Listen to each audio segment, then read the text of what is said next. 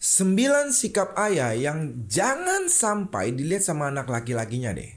Kenapa? Karena setiap anak laki-laki itu belajar untuk menjadi seorang pria. Dan kalau bisa jadi pria sejati. Dari mana? Dari apa yang dia lihat di rumah.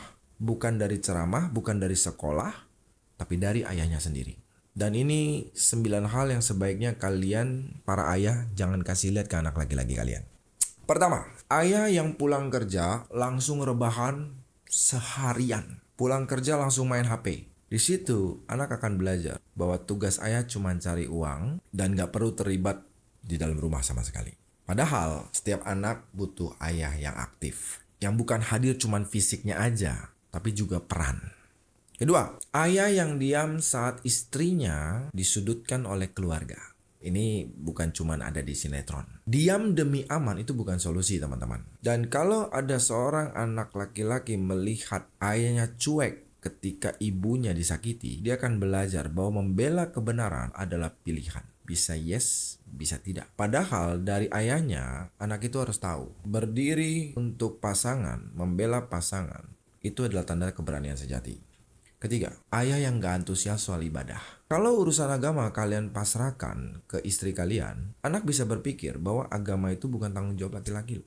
Karena saya di rumah pun saya yang selalu sembahyang setiap hari. Saya on time. Setiap hari saya konghucu, saya jam 9 malam pasti sembahyang. Kenapa? Karena pada dasarnya peran imam dalam setiap keluarga adalah ayah. Jadi keteladanan sang anak dimulai dari ayahnya dulu. 4. Ayah yang pulang-pulang marah karena stres dalam bekerja. Tekanan dari kantor dibawa pulang terus dilampiaskan ke keluarga. Oh, saya nggak bisa. Dan itu bagi saya pantang. Itu akan ngajarin anak kita bahwa marah itu adalah cara menyelesaikan masalah. Padahal tindakan kamu dalam mengelola emosi sebagai seorang ayah itu yang akan nanti dia tiru, dia copy. Anak itu akan jadikan cara kamu sebagai teladan mereka saat mereka nanti jadi ayah. Kelima, ayah yang setiap harinya sibuk main HP di depan anak. Ya wajar sih, zaman sekarang kan zaman teknologi ya. Tapi saya juga lakukan itu, tapi saya bagi porsi gitu loh. Saya setting agenda saya, berapa waktunya, berapa jam. Habis itu saya cut, saya harus nonton bareng mereka, saya harus deep talk sama mereka. Saya atur tuh. Kenapa? Karena kalau kalian sebagai ayah cuma peduli sama layar daripada waktu bareng anak, dia akan belajar bahwa dirinya gak lebih penting dari sekedar notifikasi. Dan ujung-ujungnya dia akan cari perhatian ke tempat yang salah. Keenam, ayah yang gengsi minta maaf. Oh, ini banyak nih saya ketemu nih. Banyak. Ayahnya selalu mau kelihatan benar. Padahal udah tahu dia salah, tapi gak mau ngaku salah dia. Gak mau minta maaf.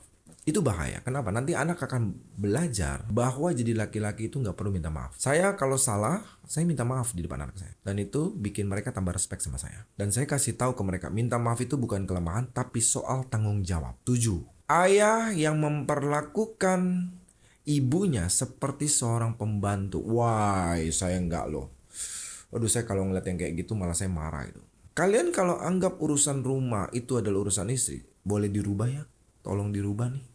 Bukan begitu cara kerja sekarang. Kenapa? Karena nanti anak akan belajar bahwa perempuan itu tugasnya cuma melayani. Dan itu bahaya. Kenapa? Karena cara kalian sebagai ayah memperlakukan pasangan kalian, itu yang akan dia lakukan nanti. 8. Ayah yang tidak terlibat ke dalam pengasuhan atau dalam masa mereka menuju besar.